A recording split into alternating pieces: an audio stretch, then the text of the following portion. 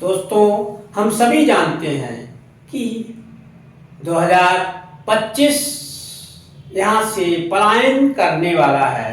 2026 में हम अपने कदमों को रखने वाले हैं।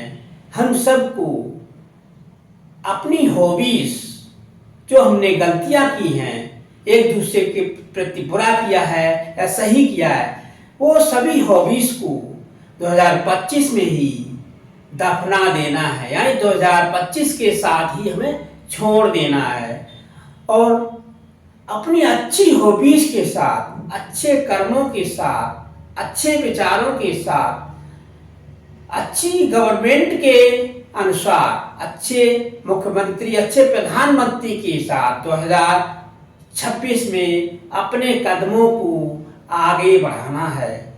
हमें ऐसी गवर्नमेंट नहीं चाहिए जो 2025 में अंधभक्ति की तरफ लोगों को ढकेल रही थी। 2014 से 25 तक लोगों को अंधभक्ति की तरफ ढकेला गया। ऐसी गवर्नमेंट हमको नहीं चाहिए। हमें 2025 में साफ शुद्ध और अच्छे विचारों वाले लोग, जो हमारे देश का डेवलपमेंट कर सकें, ऐसे लोगों को ही 2026 में मुख्यमंत्री, प्रधानमंत्री पद के लिए आकर्षित करना है। हम सबको यूनिटेशन बना लेना चाहिए, एकता संगठन बना लेना चाहिए।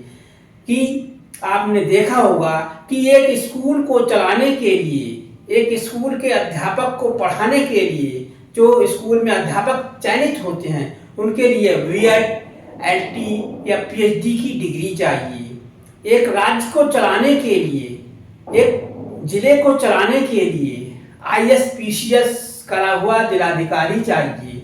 तो हम राज्य को चलाने के लिए, देश को चलाने के लिए अनपढ़ नेताओं को क्यों चुन देते हैं? जब हम अपने देश को, अपने राज्य को चलाने के लिए अनपढ़ नेताओं को चुन देंगे तो हमारा राज्य, हमारा देश कभी डेवलपमेंट नहीं कर पाएगा।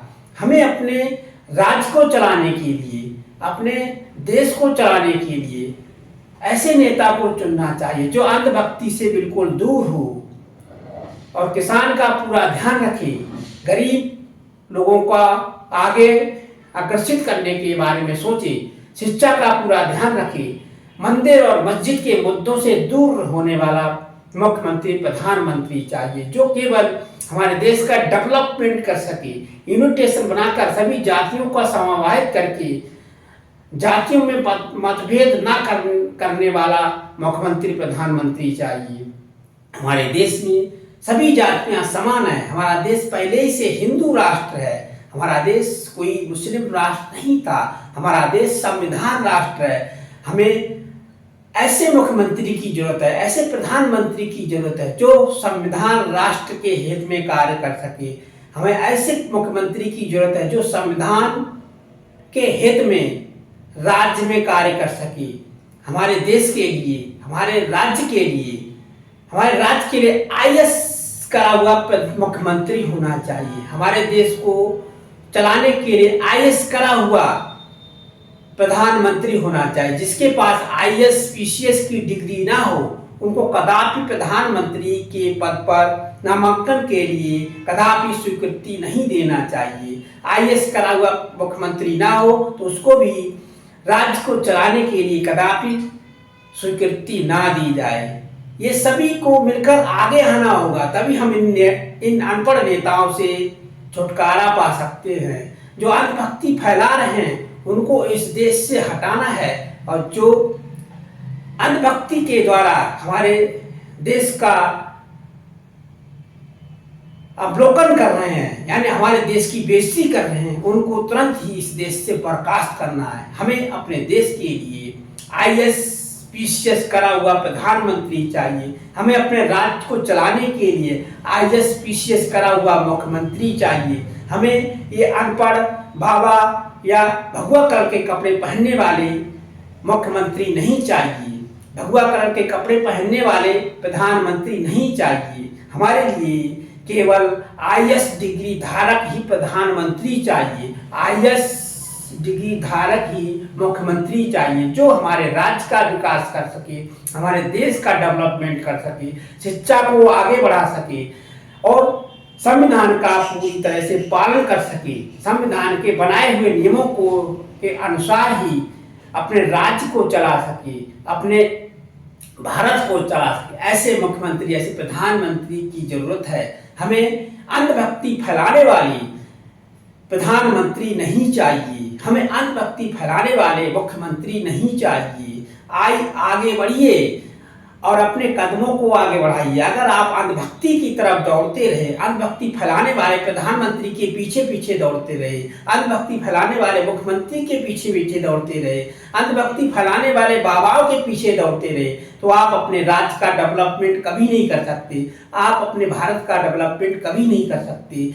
इंडिया में आप देख रहे हैं, दुबई अपने अच्छे कानूनों के अनुसार देश का डेवलपमेंट कर रहा है। चाइना के अंदर तरह की टेक्नोलॉजी डेवलपमेंट कर रही हैं और हर देश, अमेरिका हर तरह की सेंसिटिव टेक्नोलॉजी के अनुसार तरह तरह की डिस्कवरियां कर रहा है और हमारा देश केवल मंदिर और मस्जिद के मुद्दों को लेकर लोगों को इधर उधर बेवकूफ बना रहे हैं। यहाँ के भारत के नेता केवल मंदिर और मस्जिद के मुद्दों को लेकर केवल अपना वोट बैंक बना रहे हैं। हमें अपने देश में ऐसे नेताओं को तुरंत ही यहाँ से हटाना है, तभी हमारे देश का डेवलपमेंट हो सकता है।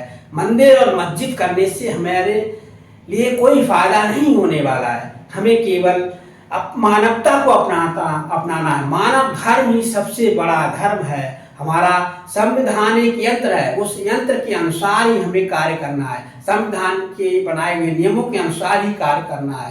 संविधान में वर्णित नियम को हम लेकर चलेंगे तो हम अपने देश का डेवलपमेंट कर सकते हैं। जो संविधान का विरोध कर रहे हैं, जो संविधान के बनाए हुए नियमों पर नहीं चल रहे हैं, उन्हें हमें इस देश से तुरंत बर्खास्त करना है।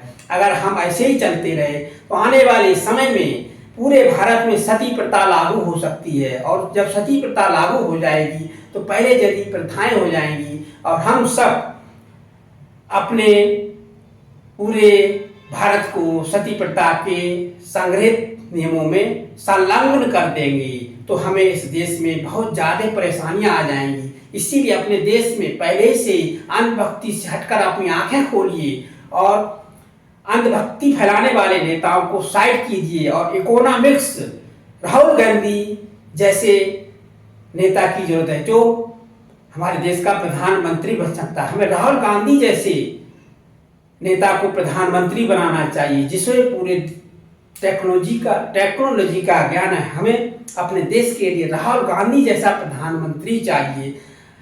उत्तर प्रदेश को चलाने के लिए अखिलेश जैसा मुख्यमंत्री चाहिए, तभी हमारे उत्तर प्रदेश का डेवलपमेंट हो सकता है। भारत का डेवलपमेंट केवल राहुल गांधी ही कर सकते हैं।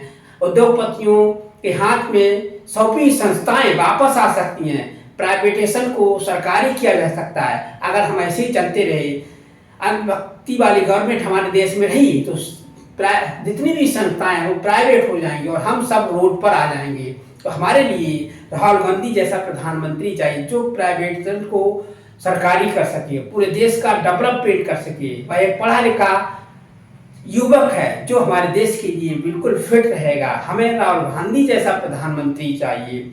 हमें उत्तर प्रदेश को चलाने के लिए अखिलेश जैसा मुख्यमंत्री चाहिए, तभी हमारा उत्तर प्रदेश डेवलपमेंट कर सकता है। हमारा भारत राहुल गांधी के द्वारा ही डेवलपमेंट कर सकता है। आपको हमारा वीडियो अच्छा लग रहा हो तो शेयर अवश्य करें। जिंदगी में हमें इकोनॉमिक्स के बनाए हुए नियम के अनुसार ही कार्य करना चाहिए। हमारा देश संविधान राष्ट्र है और संविधान ही हमारे देश का एक यंत्र है। उस यंत्र को संयोजित करके रखें, तभी हम अपने देश का डेवलपमेंट कर सकते हैं, अपने राज्यों का डेवलपमेंट कर सकते हैं, अपने गांव का डेवलपमेंट कर सकते हैं, अपने घर का डेवलपमेंट कर सकते हैं, अपने एरिया का डेवलपमेंट कर सकते हैं, अपने चारों तरफ के वातावरण का डेवलपमेंट कर सकते हैं। आप अपने हृदय को साफ कीजिए। बाबाओं के पीछे पीछे दौड़ने से कुछ नहीं होने वाला। हिंदू मुस्लिम करने से कोई फायदा नहीं होने वाला। हिंदू मुस्लिम सिख ईसाई आपस में है भाई भाई, यानी सभी समान हैं।